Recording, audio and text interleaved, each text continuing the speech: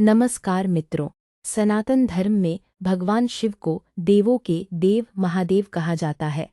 लेकिन क्या आप जानते हैं कि भगवान शिव के 11 रुद्र कौन हैं और उनका जन्म कैसे हुआ?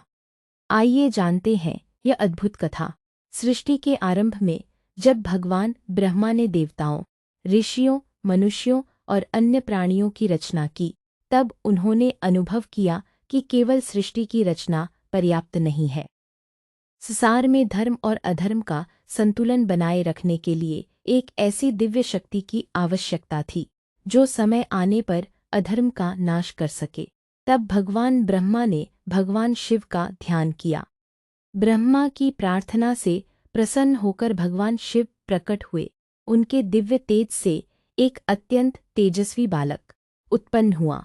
जैसे ही उस बालक का जन्म हुआ, वह जोर जोर से रोने लगा। उसका रुदन इतना प्रचंड था कि तीनों लोकों में कंपन होने लगा। भगवान ब्रह्मा ने उस बालक से कहा, वत्स, तुम क्यों रो रहे हो? बालक ने उत्तर दिया, हे प्रभु, मुझे मेरा नाम, मेरा स्थान और मेरा कर्तव्य बताइए। ब्रह्मा ने कहा, तुम जन्म लेते ही रोए हो, इसलिए तुम्हारा नाम रुद्र होगा। तुम्हारा कार्य धर्म की रक्षा करना, अधर्म का नाश करना और सृष्टि का संतुलन बनाए रखना होगा।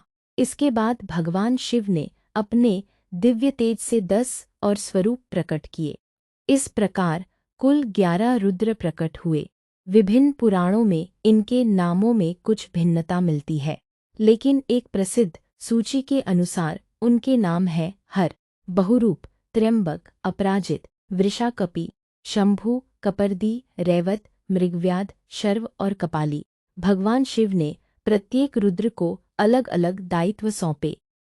किसी को धर्म की रक्षा का कार्य मिला, किसी को दुष्टों का संहार करने का, किसी को ऋषि मुनियों और भक्तों की रक्षा का, तो किसी को संसार में न्याय और संतुलन बनाए रखने का। इसी कारण रुद्र केवल संहार के देव नहीं, बल्कि करुणा, संरक्षण और धर्म के प्रतीक भी हैं। शास्त्रों में यह भी बताया गया है कि जब जब पृथ्वी पर अधर्म बढ़ता है, तब भगवान शिव अपने रुद्र स्वरूपों के माध्यम से धर्म की रक्षा करते हैं। रुद्र हमें यह शिक्षा देते हैं कि शक्ति का उपयोग कभी अहंकार या अत्याचार के लिए नहीं, बल्कि सत्य, न्याय और निर्दोषों की रक्षा के लिए होना चाहिए। एक आध्यात्मिक मान्यता यह भी है कि मनुष्य के भीतर विद्यमान 10 प्राण और एक आत्मा 11 रुद्रों के प्रतीक माने जाते हैं। इसलिए भगवान शिव के रुद्र केवल ब्रह्मांड में ही नहीं, बल्कि प्रत्येक जीव के भीतर भी दिव्य चेतना के रूप में विराजमान है। महत्वपूर्ण सूचना विभिन्न पुराणों जैसे शिव पुराण, विष्णु पुराण और श्रीमद् भागवत महापुराण में 11 रुद्रों की उत्पत्ति और उनके नामों का वर्णन कुछ स्थानों पर अलग अलग मिलता है। इस वीडियो में उन शास्त्रीय वर्णनों का सरल और संक्षिप्त सार प्रस्तुत किया गया है।